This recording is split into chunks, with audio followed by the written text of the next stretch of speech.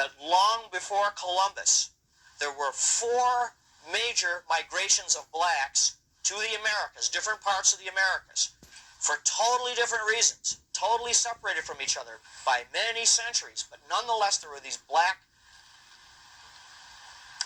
you can call them migrations, but they were not entirely. I'll describe, and you can make up your own mind what they were.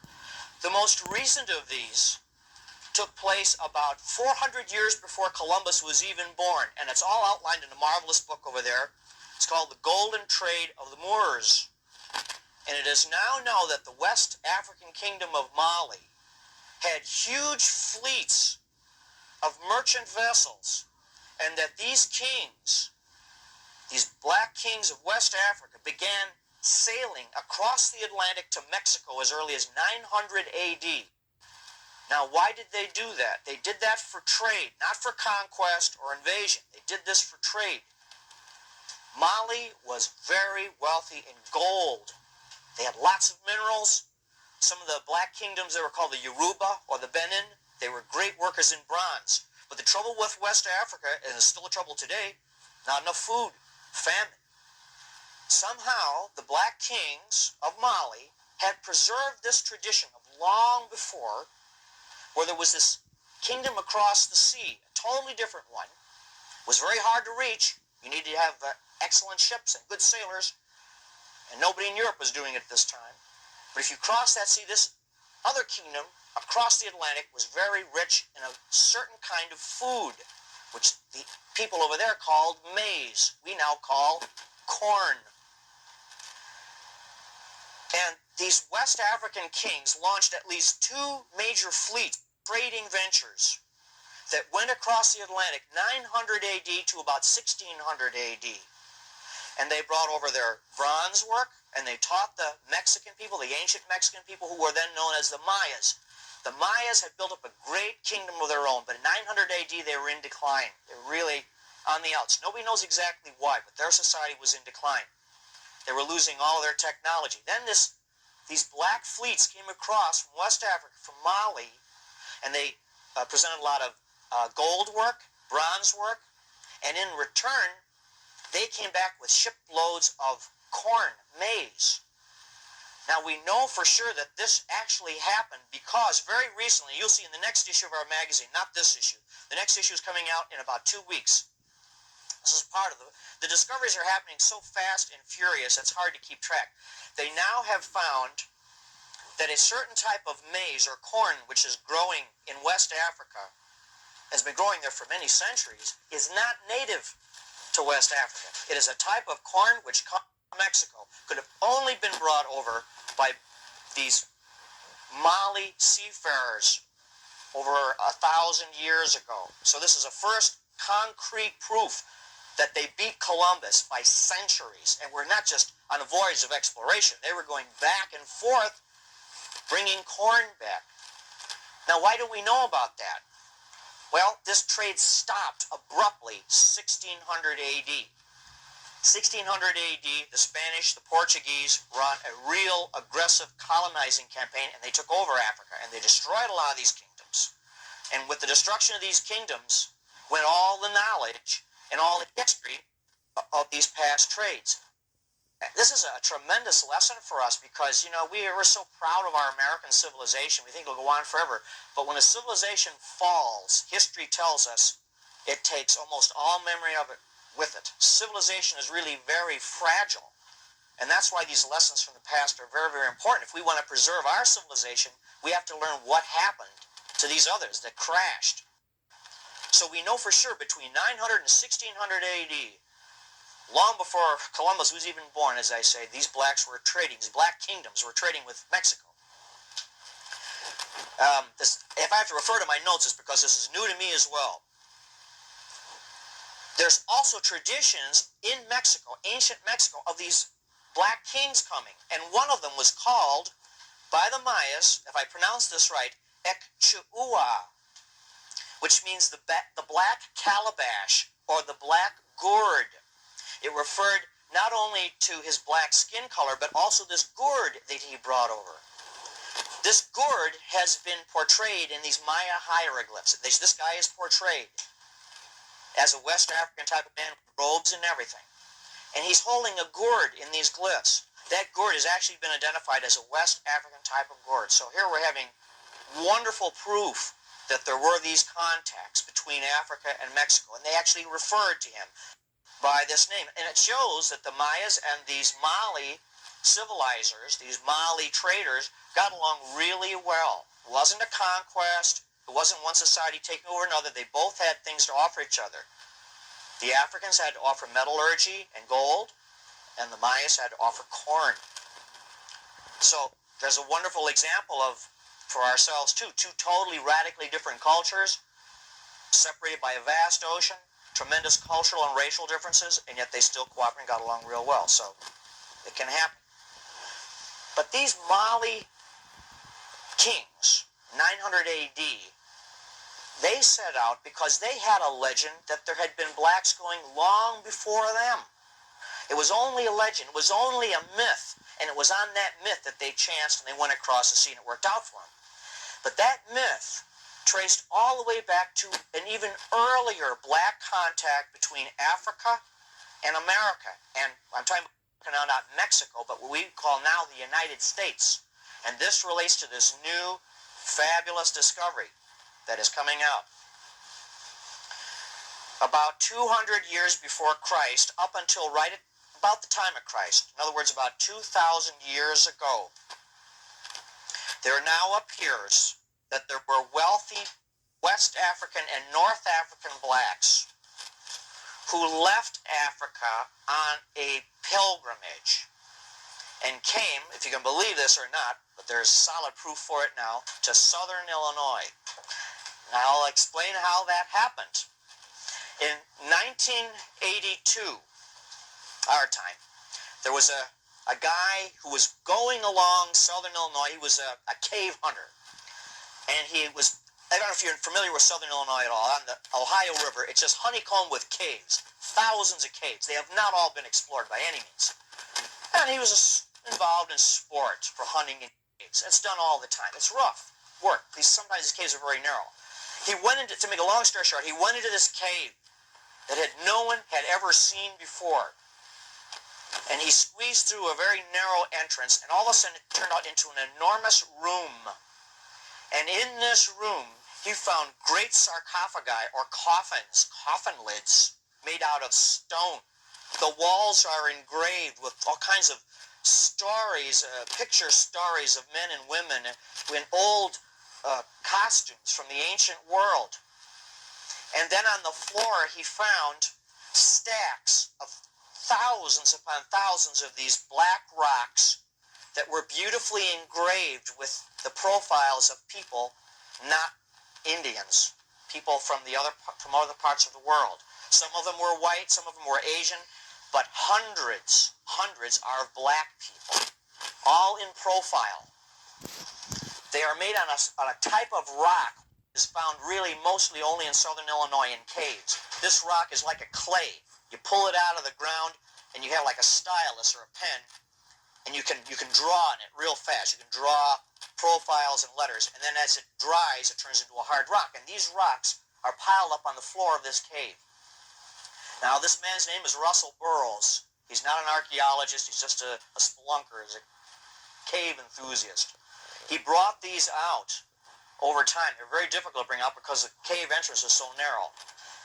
And he's brought out now almost 10,000 of these magnificent tablets.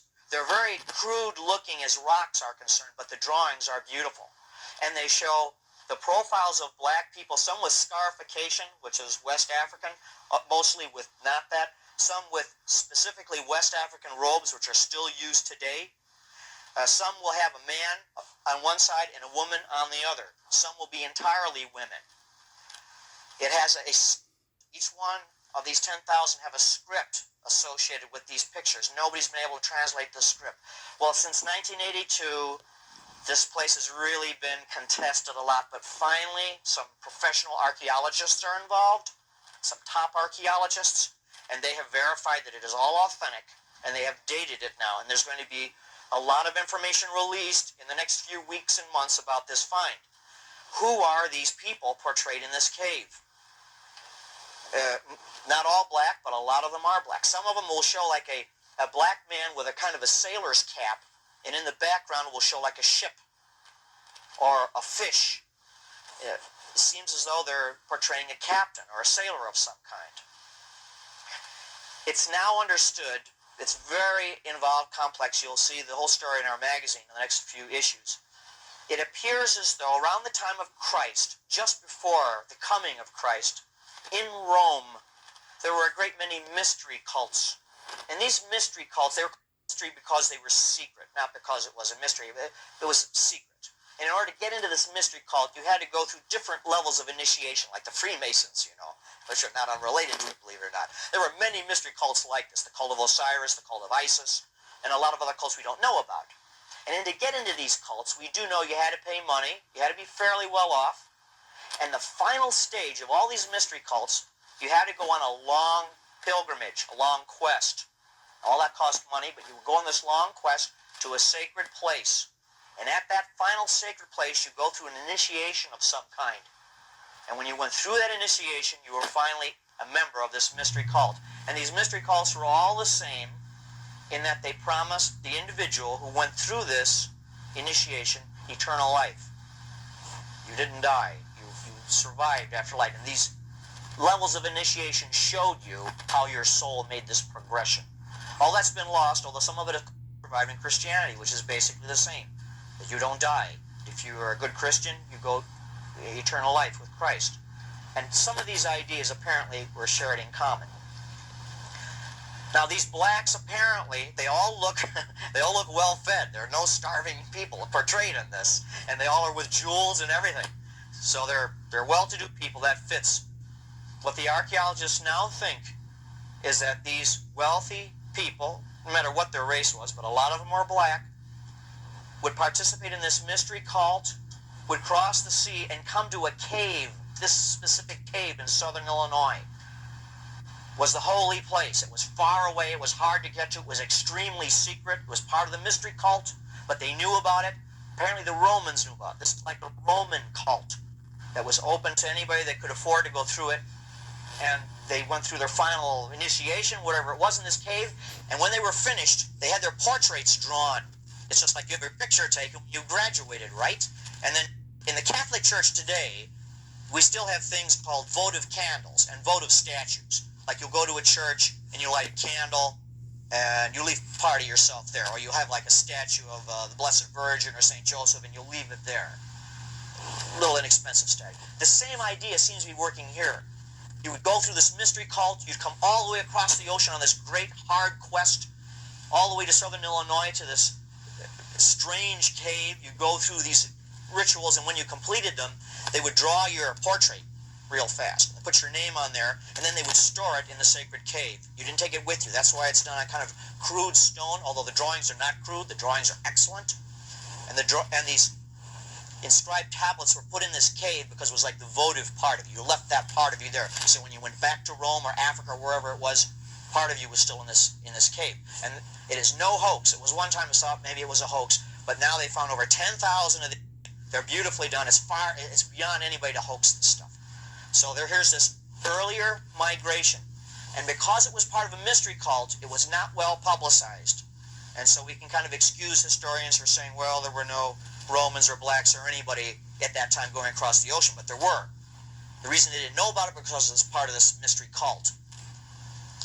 Something of that myth, though, must have survived all the way into Mali times, up into 900 AD, when those kings of Mali decided to cross the ocean. Those two black migrations through the Americas are not the only two. There are two more, two earlier ones still. We go way back in history.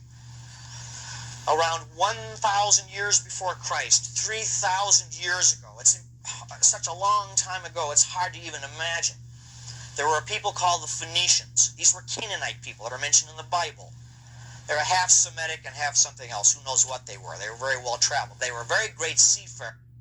And they employed all kinds of races on their ships because they didn't really have any particular homeland. They were always traveling, went everywhere. They were the first to go around Africa, known to go around Africa, 900 BC. And it's known that they employed many blacks on their ships, not as slaves. They had no slaves on board their ships. But they did have sailors. They did have captains. These people definitely crossed the ocean also to Mexico. It made a very strong impact on a civilization called the Olmecs. The Olmecs, that's just as a name for this very, very early civilization, the earliest known civilization in Mexico. And everyone thought at one time, well, it's just an Indian civilization, until 1861.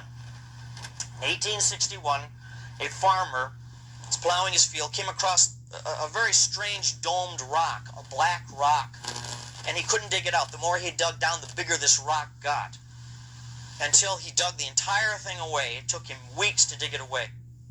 And it turned out that he unearthed a 9-foot-high statue of a head, beautifully done, of an African, not an Indian at all the portrayed features of a West African man. From that time until recently now, there have been 11 of these giant stone heads. Let's see, to give you an idea how big they are. They're an average, well, there's 11 found now. They're between 6 and 9 feet high, and they weigh 40 tons apiece. They're magnificently carved. While these were being found, more of the Olmec civilization was found, and a temple was discovered that had also the same type of people, these West African people portrayed as kings and warriors. So, when the first archaeologists found these, it says, well, these are probably just blacks that got blown across the sea and were enslaved. But you don't make huge heads portrayed with crowns of your slaves. You know, these were obviously regents, powerful people. How did they get there that long ago? Because those heads are dated to about 3,000 years ago. So far as is known, there was no black civilization then. That came later. It appears that these were sailors and captains working with the Phoenicians. Maybe they jumped ships, maybe they got shipwrecked, but somehow they got along fine with this Olmec community, so much so that they rose to become the leaders of that society.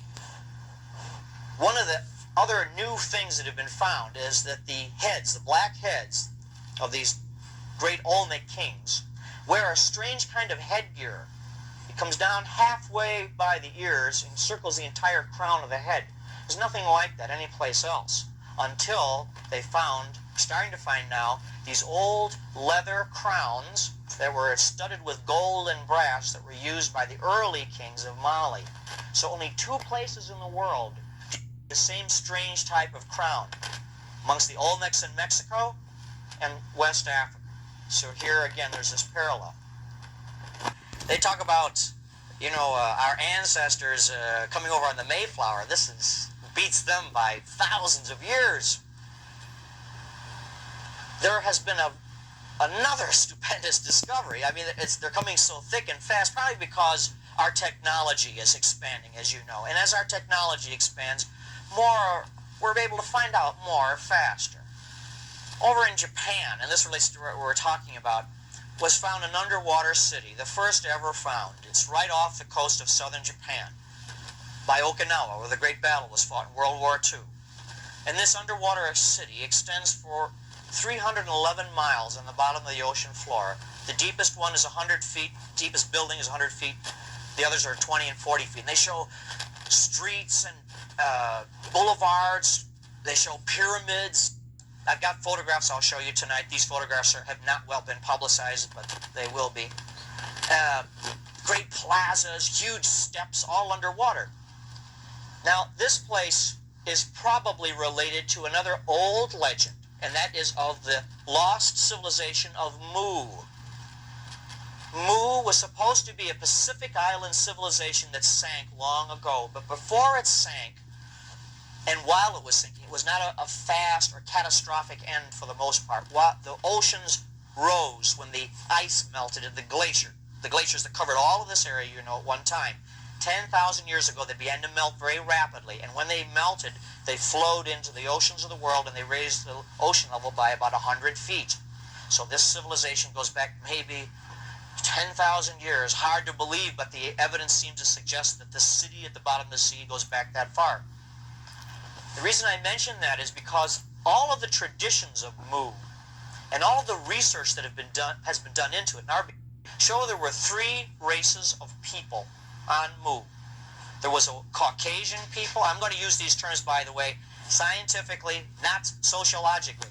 This is just to define a people. A Caucasoid people, a Negroid people, and a Mongoloid people. Excuse me, not a Mongoloid people. A brown people. I don't even know how we put them in. And that was considered only legend, only myth, that these three races run there. They equally shared power politically. The reason why they did it was part of their solar religion. They believed that the sun has different phases of the year, and so they should share power. As the sun shares power with its light on the earth, so these three races had to share power equally. The reason why they believed that was they believed God manifested his power and his identity in natural law. What you see, the flowers growing, the sun, the stars. You can't see God, but you can see what God does. That's God's law. So if you live in harmony with God's laws, you see it in nature, doing God's will. That's what these people believe. And so by having the sun at different phases of the year, you share different power. Sometimes the white people, the Caucasoids would be the power. Sometimes the blacks would. Sometimes the brown would. That's their tradition. When this land sank, this high civilization brought some of its ideas to different parts of the world. The brown people became part of what is now Polynesia. And the Polynesian, I can tell you for a fact, the Polynesian legends are thick with stories about Mu. The Hawaiians have a people they call the Mu, who were there before they were. The white people apparently didn't do as well physically. They were more or less wiped out, or they dispersed and intermarried with people in China, it appears. But the blacks, however, went in two directions. And this is beyond legend now. Now we're moving into hard science. When Mu sank, or when Mu was in the process of being inundated by this great rising wave of water, they went in two directions. They went out to what is now known as Oceania and became a people known as the Negritos. And they also went towards Mexico and impacted this Olmec civilization. The reason why we now know that is because there was a genetic trace done. You know about DNA now. That's getting a lot of play in the paper. DNA means you can trace the genetic code of a people. The genetic code of and there are still native blacks in Mexico. That's never been explained by archaeologists before Columbus arrived. DNA tests done on them. DNA tests done on the bones of some of the Olmec people, not all of them, the ancient remains, show a definite genetic trace, not to Africa only, but across the Pacific. When they found that out, they said that's got to be wrong. It just doesn't, there are no black people out in the Pacific, but there's this definite trace, lineage they could trace out towards Hawaii and beyond Hawaii. Then they began a worldwide match of DNA. Well, these strange black people, who do they match up with? They don't match up with Africans. They matched up with the Negritos in Oceania. It looks now, scientists believe, there was a central point from which they went in both directions. So this is a marvelous heritage. And, some people say, well, you're a white guy, how can you talk about stuff like this? I get flack from this on both sides. The purpose of our magazine is to tell the truth about what happened to our country and our continents before Columbus. And if it shows that there were white Vikings here, and there were, we tell that. And if it shows that there were Asians here visiting, Chinese here visiting Mexico, we'll tell about that. And if there were blacks here, we have to tell that too. That's all part of our heritage. And I think it's thrilling and exciting for all of us. I think it's remarkable. So what we're telling you, this is just in a nutshell, and you're going to be seeing a lot more of this nutshell. Black people have made to the Americas, not only before Columbus was born, but before even Spain or Italy existed. That's the kind of roots that are in this country. And by knowing that, and the more you know about it, it's an empowerment. You're really rooted. You have got a heritage which is more than slavery. Sure, there was slavery, but that's not all. That's a small part of it. Long before that, there's a heritage of kings, seafarers, religious missionaries, and they were all here. But it happened so long ago, there's just so little of it left. And that's basically my story. What connects it up is even the word Moor, because it's pronounced differently in different parts even of Africa. And they call themselves Mur. There's all variations of that, so that even the name Mur. I'll leave you with one thing which is really interesting, too, that relates to this. The Mali kingdom, part of their religion, around 900 AD, they believed in a god called Vodun. Vodun or Vodan. And they said Vodan was this great sailor who came across the sea, and he taught the Yoruba and the Benin tribes how to work with metals. And he was their man god, as it were. He was like their founding father, their George Washington, was Vodun. And he brought tablets. He said they brought tablets, which he taught people how to read. Vodan was his name. Vodan and Vodun. Across the ocean, all the way across the Atlantic Ocean, amongst what they call the Quiché Maya, or the lowland Maya that I talked about, they have a tradition of a god they called Vodan, same name, who brought tablets across the sea to tell them how to work metals and so on. So here we're dealing with the same tradition. This is something which is not made up or interpretive. It's the actual fact. It's the truth. So the more of these you have, like I say, the greater the sense of empowerment. So I'm going to stop here because I think these photographs are better than anything I can say.